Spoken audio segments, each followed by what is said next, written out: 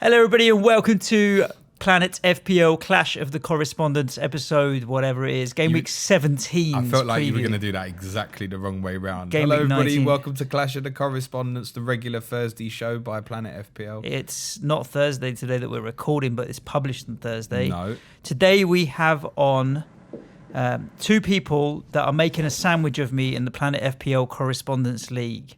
Chris is the bread at the bottom, Ali is the bread at the top. Introduce our guest, James. I Come can on. do. Sorry, go mate. Go on. I was too busy looking at the league table and wondering where to start with these two. We're joined by Ali at FPL_Gaffer, our Southampton correspondent. How are you, Ali? Very well, thank you, guys. Thanks for having me on. Nice. Cheers, mate. I hope the result after this one's better than the last time you came on, mate, but we'll get on to that. Oh, yeah. And we're joined by Chris at FI. Is it underscore? FPL Addict 123? Yeah, that's it. Our West Ham correspondent. How are you, Chris? I'm good, all things considered. If it cheers you up, Ali, so Chris came on before game week 1 and his team lost 5-0. And Ali recently came on before Southampton played Leicester. Yep. Can we start there, Ali? Go ahead. Let's get out of the way. What happened that night? Well, I think I said to you that we weren't playing that well, but we hadn't had a battering. I can't remember the word-for-word quote, but enough of your listeners quoted it to me. And then it just went horribly wrong. Like they didn't readjust after getting the red card. It must have been really hard for the players to take. Like a goal went in and then they went back and sent him off. And I just feel like they didn't really adapt to the fact that they only had 10 men and just they were playing as if they had 11, and then the gap was just exploited and they were making stupid individual errors that just led to too many goals. Since then, I think it was so bad that night that we thought Hasenhüttl was a goner, really. There was the defeat then to Everton, where I think confidence still looked absolutely shot, and then a far improved performance at Man City, where you lost very narrowly. And then following that, 7 points from 3 against 3 struggling sides, Norwich, Watford and Arsenal. And then a disappointing defeat at the weekend, having been ahead at Newcastle. But it feels like he's recovered, Hasenhüttl's recovered quite well from the Leicester game, I feel. Yeah, it feels like we're where we should be. I mean, we are a team that should be fighting relegation. We are a team that's low on confidence over the last few seasons. But the two results before the Newcastle game were really promising. Like, there were games that we should be winning, and the players did that. It was a shame to throw away the 1-0 lead at the weekend, obviously, but Newcastle have just sort of hit a bit of form themselves, and they had the better of us on the day. And a win Saturday would take you 2 points above Chris's and Suj's West Ham United. Chris, we're recording on Tuesday. Tell me where you're currently at with Pellegrini. It's difficult. I think the results lately and the more the goals we've conceded are the concern. I think you know what you're going to get with Pellegrini. He's not the greatest tactician. He's not known for his defensive qualities, but at the same time, I don't know. I don't know if he's reached the end of the road or not, but I don't think he's the sole problem, and that's part of my kind of that's where I'm sort of wrestling with it, really. You're one of the very few West Ham fans that, when asked that question, the first response was not straight up Pellegrini out. I feel like you're on the fence there a little bit. Yeah, it's not so much because of Pellegrini. It's more because we've seen these problems before in terms of how the players are setting up. In that first 30 minutes before we scored a goal, when you saw them playing, they weren't running to close people down to actually get the ball. It was just like, well, I've got to make my way as if I'm looking like I'm closing him down. It's that kind of half-hearted effort. Yeah, we call it shadow boxing on the show earlier. One of James's phrases from Christian Eriksen. You talking about the first half an hour yesterday? What's that, sorry? When you said the first half an hour, but I feel like we laid off Arsenal to just let them have the ball and knock it around. I feel that was tactical, not really closing them down, just to let them be comfortable in possession but go nowhere. But then if you look at the last sort of 10 minutes of the first half, when we scored that goal, there was an energy there. That energy wasn't there before then. So why Why is that? I mean, that's the eternal question. How can we play so well for 1 minute and be atrocious the next? And that problem hasn't been there just since Pellegrini's come in. It's been there under Moyes. It's been there under even Allardyce, who's not exactly known for letting players get away with not doing much.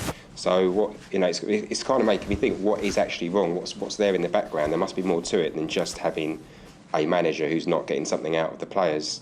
Does that go back to the board then, Chris? Yes, it does to a degree. I'm not kind of like anti-board, but it's just making me ask all these questions that are other than, is it just the manager? Because everyone's gut reaction is, we'll get rid of the manager. You'll get a temporary blip, but then we're going to keep reverting back to the same problems. He probably had the problem he's having now, Pellegrini, is that there's obviously the fan base is gradually growing in that sort of the discontent of not wanting him there. And that's going to make that might force the position. Yeah, I feel like I just feel it's irreversible for Pellegrini. Whether it not be now, whether it be February, whether it be June, he's not staying there long term, mate. No, I agree with you on that. I'm not one that's pointing the finger that heavily at the board at the moment. I mean, at the end of the day, they have a number of jobs, which is to run the club as well as they can in a professional manner, which I think we're doing. We're becoming more and more well organised and well run, and find the money to buy players. They don't make the decisions on which players we buy, and they've done that as well in the last couple of seasons from ever since the flag planting incident. I think they've been all right, but it's the recruitment's been ropey. I met one of our regular listeners yesterday, Ron Weasley, Tom, and he had a friend with him who's an ex-Lazio, who's a Lazio fan, who said that when they'd sold us Felipe Anderson, he said, yeah, he's lazy, and everyone knew he was lazy, yet we paid £40 million for him. So it's in the recruitment, potentially, that we're not stress testing. Do these guys have not just talent and ability, but attitude as well? Mentality. Go back to a word we used several times. You talked about Anderson there. Ali will remember this fixture last season, right? When Anderson basically won the game. Yes. He won the game on his own. Second half was great. That was a midweek telly game, if I remember. And let's not mention where Anderson was sat in my FPL team. He was firmly on the bench after backing, or I can't remember which. I had a Saints asset, and I went with might have been Redmond at the time. I can't remember, but I went with the Saints player over him. That was the I mentioned every time I come on. That was the dreaded game week of 43 points on my pen. We'll get it in every time you come on, mate. Scarred. Still scarred. I'll never. Yeah, I don't know how I could possibly forget that. Will Nathan Redmond ever be an FPL asset? He works really hard. He looks the business. He just doesn't really score goals. I really like him. I've said it so many times. 1 goal so far this season. 20 odds, 25 points less than JWP. Yeah, for his quality, he doesn't produce enough. He's a workhorse, and he'll keep running. And he's got some good attributes, like he's quick and he's good on the ball. But his finishing quality just isn't there. Is this a case? I'll start with you on this, Ali. That between the two teams, there's only one FPL asset we should be talking about. Danny Ings, I assume you're talking about.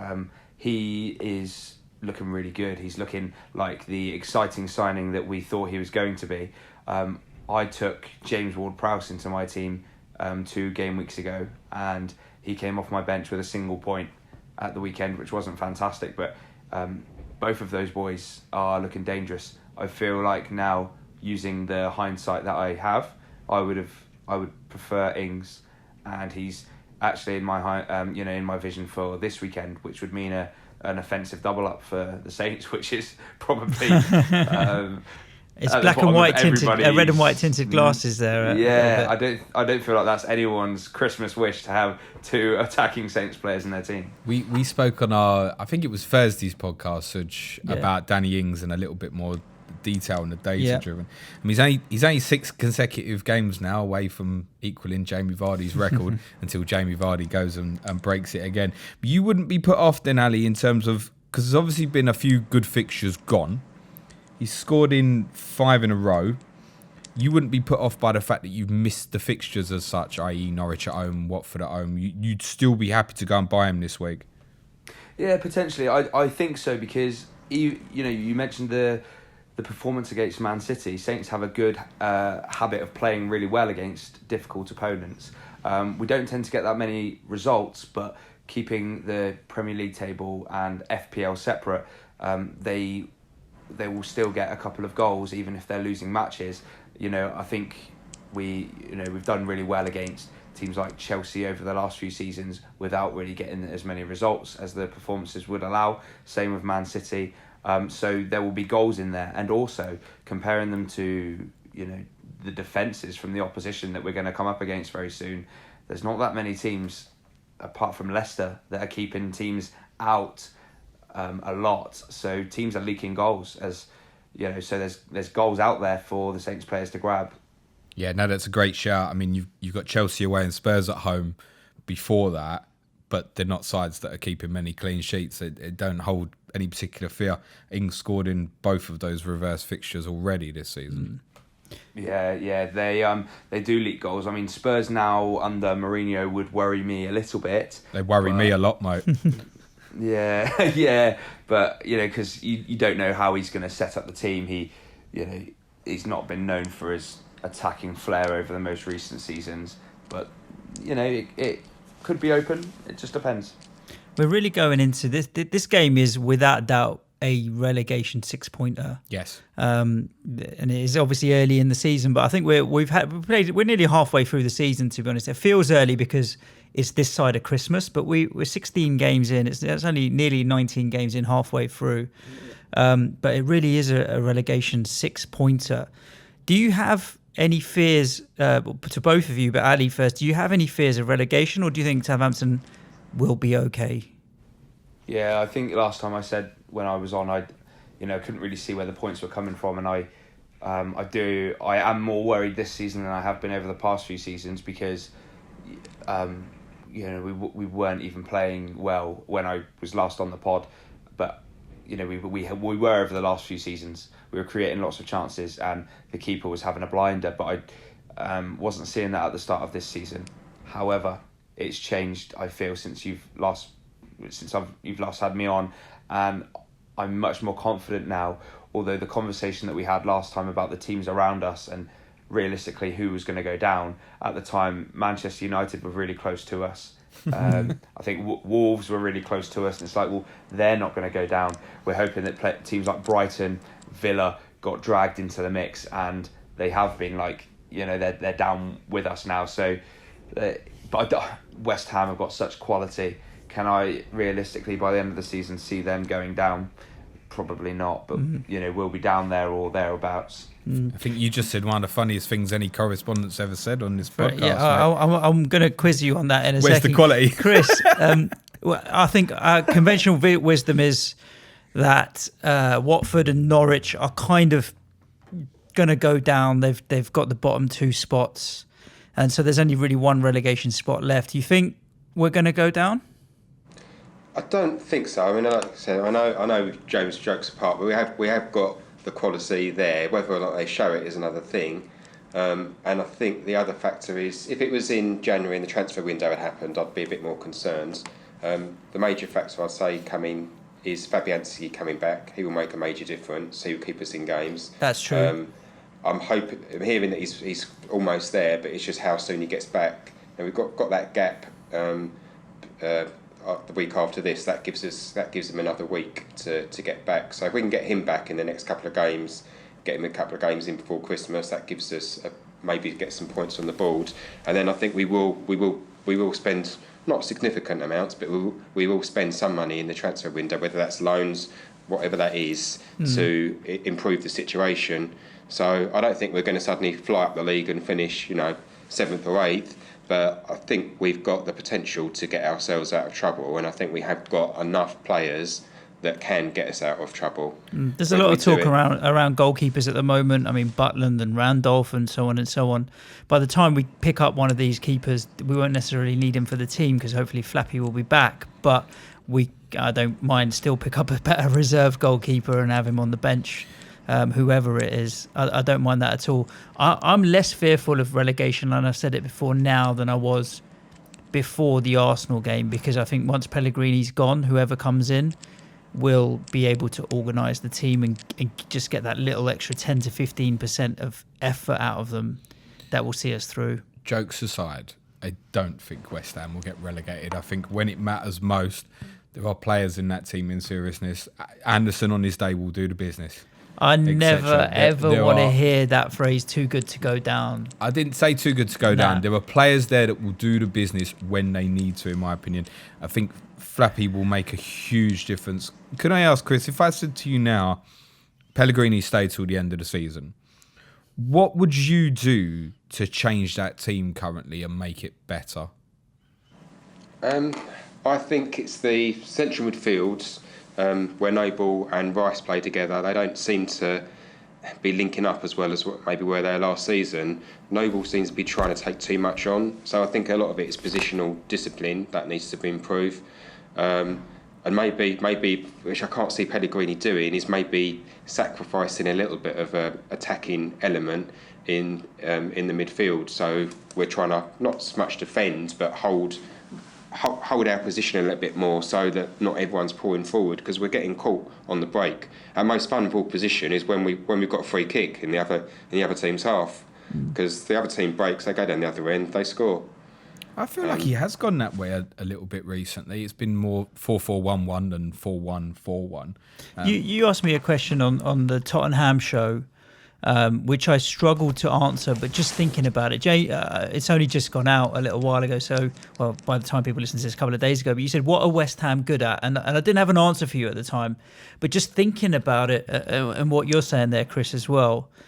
You look at the fullback areas where left back and right back. On the right back, we've got Fredericks and Zabaleta. Zabaletta's probably the better defender, but Fredericks is better going forward and has got pace.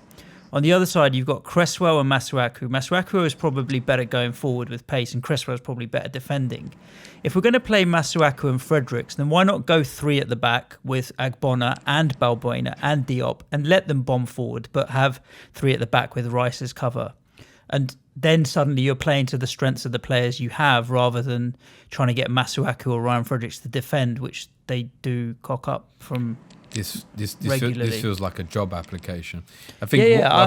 If I was managing West Ham, would win the league, mate. Yeah, cool. Without a flipping doubt. I think one of the problems you would find, particularly with playing a back three, is the central defenders you currently have aren't good enough with the ball.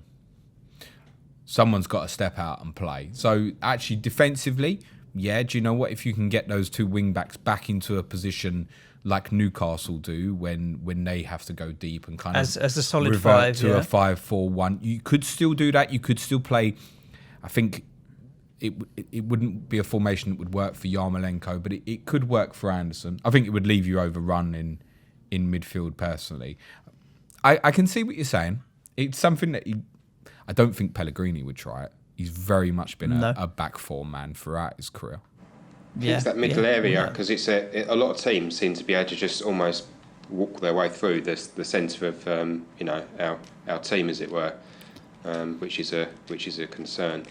I'm pleased that the conversation of central midfielders has come up, because I think one of the things that's really assisted you, Ali, is this pairing of Ward-Prowse and Højbjerg I mentioned the other day on the podcast. It feels like since it's gone to that, it's been a bit better. Yeah, they are a really solid core in the middle. I love both of their work ethic, and they seem to be really proud to wear the badge. Like, they'll put their all into every game, which is all we can ask for as fans. And then, it's funny how the harder they try in the games, the results have started to come, how pinnacle they are to our team. It's, we are a little bit shaky behind them too, and there are far too many individual errors which lead to goals. I don't feel like teams cut us open as you mentioned, West Ham getting cut open by other teams, but there are definitely errors in the back four.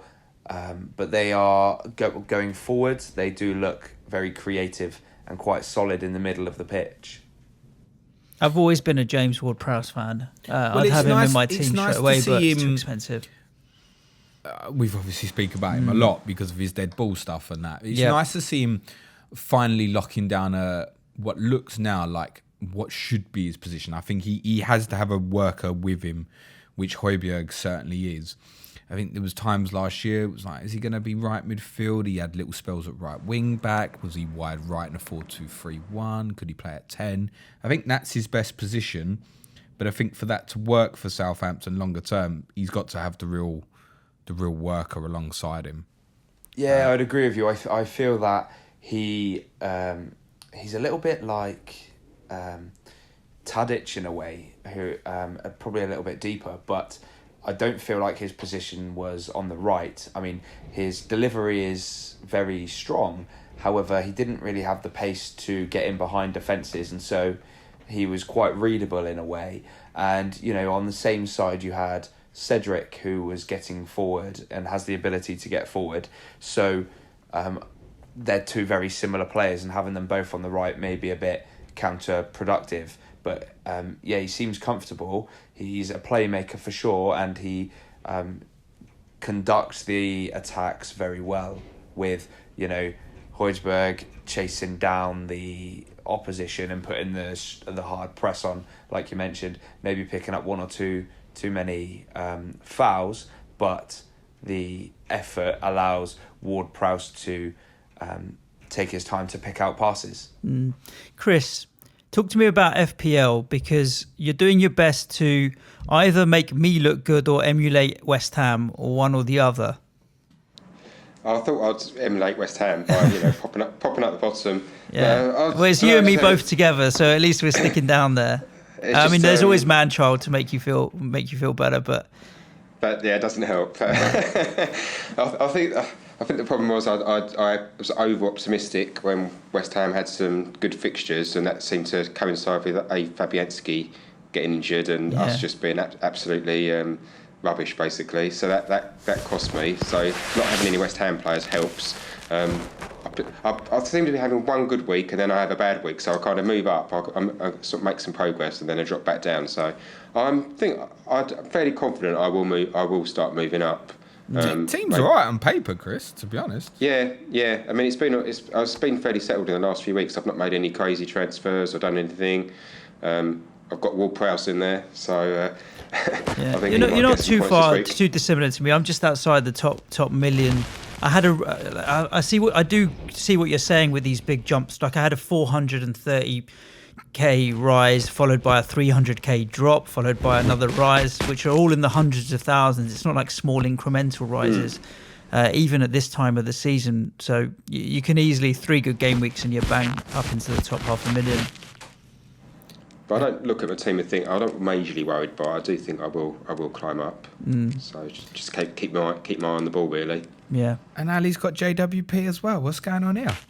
Because they both recognise the beauty in JWP. That's right. I mean, he had a couple of returns in, I think it was 3 game weeks in a row. So he got his place in my team. And at the time, I didn't have a forward that I wanted to get rid of.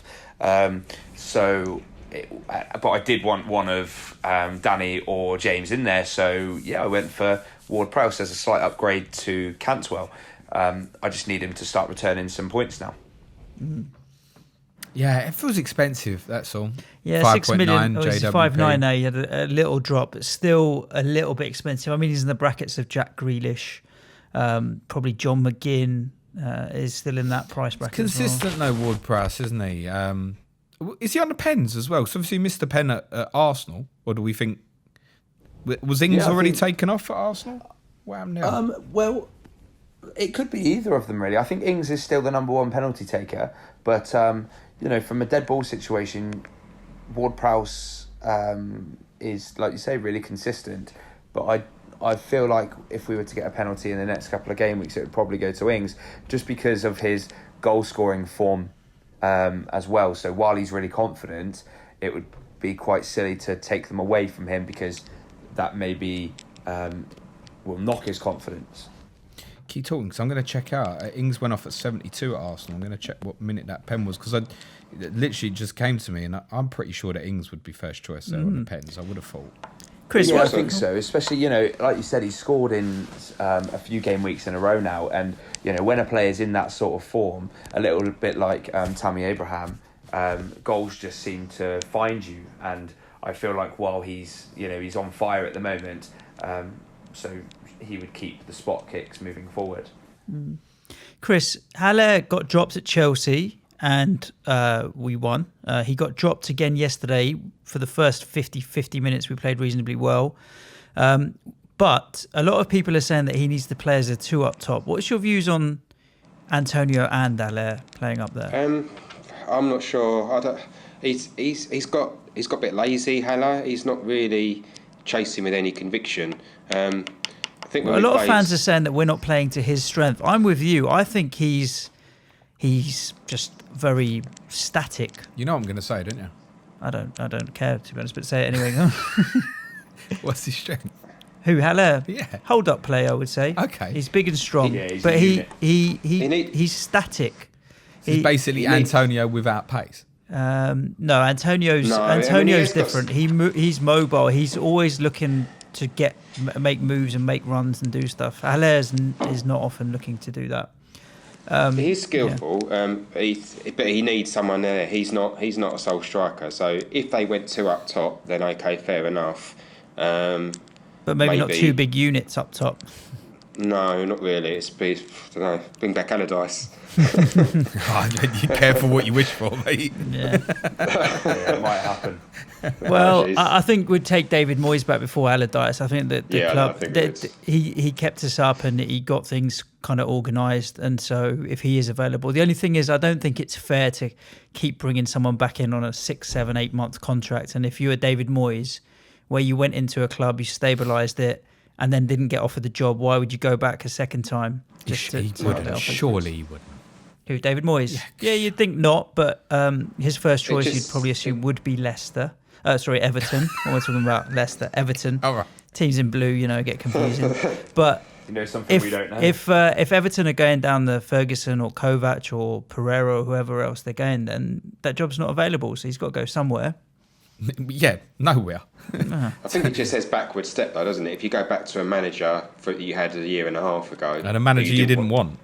Yeah, exactly. Who didn't want? The board didn't want. Well, they could have given him a job, couldn't they? Yeah, exactly. I wouldn't say I didn't want him, but the board didn't want him.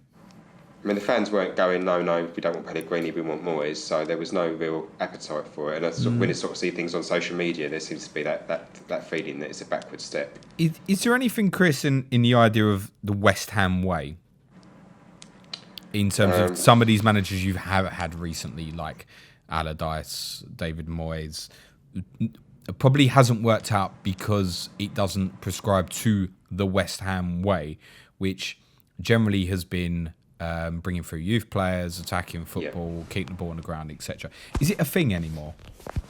I think it's something which is misused, and we're not actually subscribing to it. As I think you think of the basic sense of goals and that kind of thing, but it is a bit more than that. It's about the endeavour, the effort the players put in, like you said, the youth players. Well, the effort's not there. We've got a few youth players, but we haven't got an abundance of them coming through.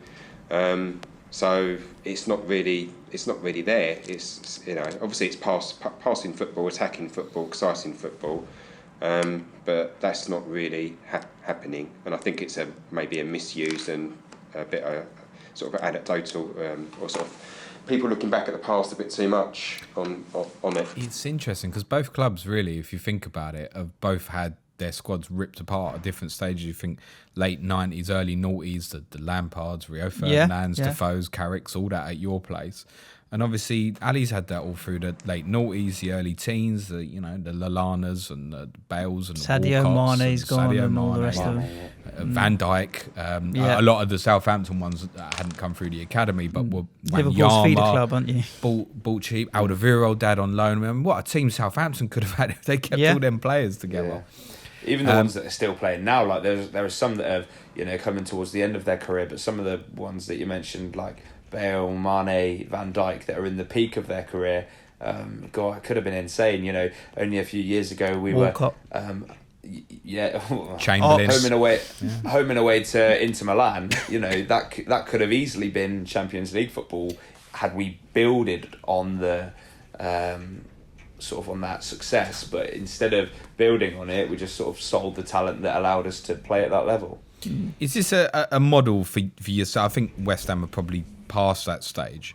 Is it a model for you, Ali, that at the moment you only foresee continuing? I mean, let's just say Redmond went mental between now and the summer and scored 12, 13 league goals. Is he automatically playing for, I don't know, an Everton or an Arsenal or something next summer? It has to change. The options are it changes or eventually we go down. You can't.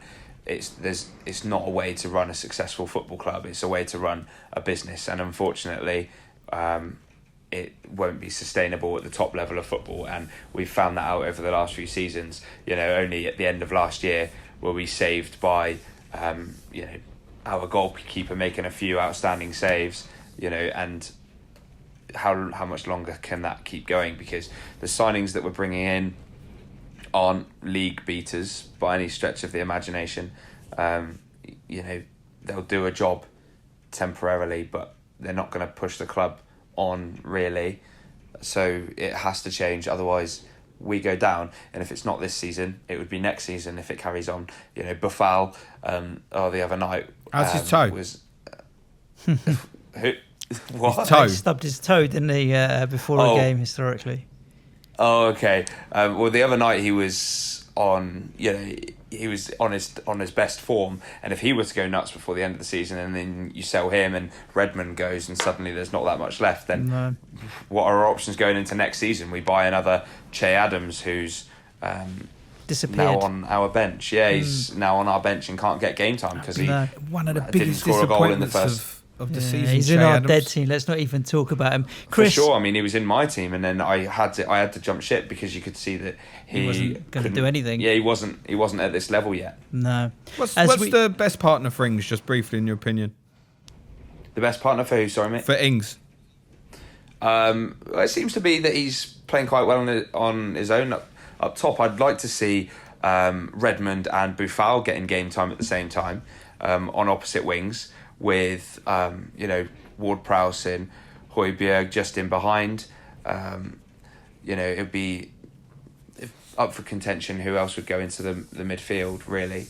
But and then our back four at the moment seems to be set on Stevens with Bertrand, Cedric either side. It's good to see Stevens coming back into the team because he had a good season last season and was quite central to the survival towards the end.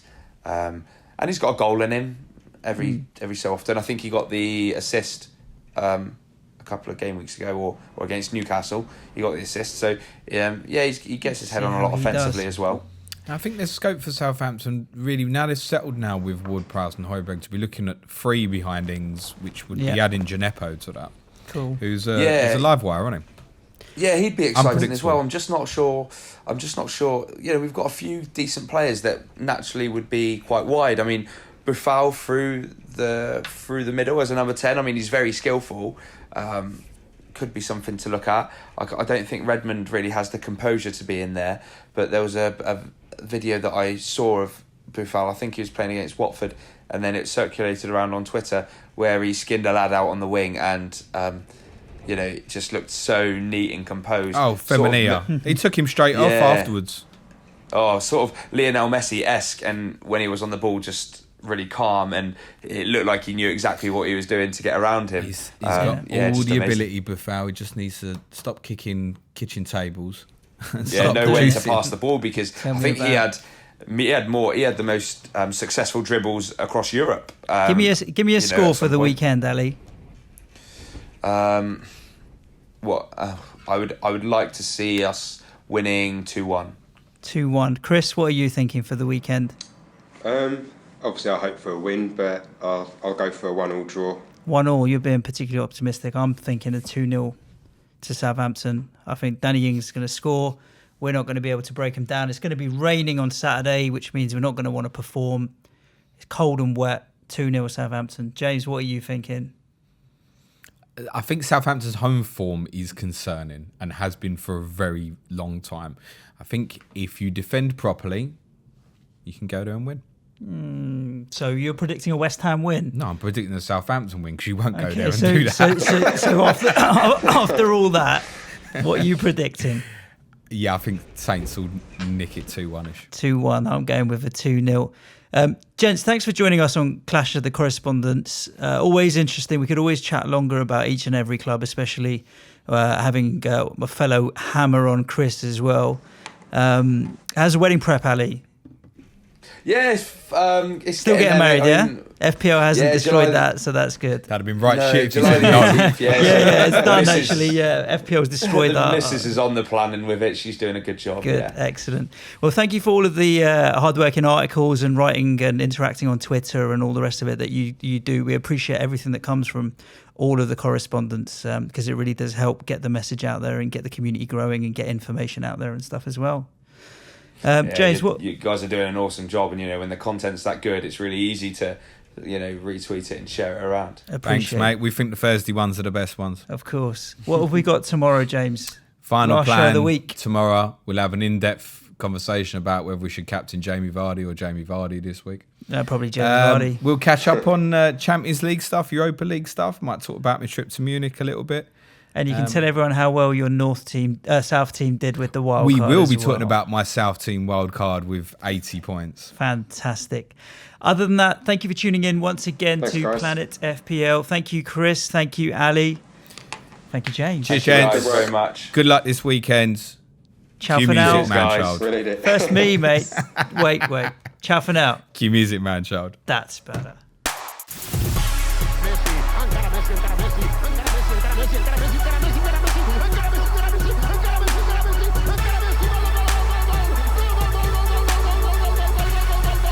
The Fantasy Football Show.